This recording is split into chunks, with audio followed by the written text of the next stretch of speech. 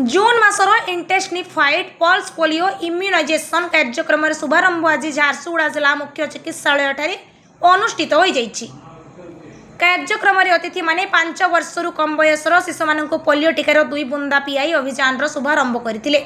एही अवसर में जिलार समस्त अभिभावकों को निजर 5 वर्षर कम अवयसर प्रत्येक शिशु को निकटस्थ पल्स पोलियो बूथ को नहीं पोलियो टीका निश्चित भाव पियाइबाक आह्वान करा।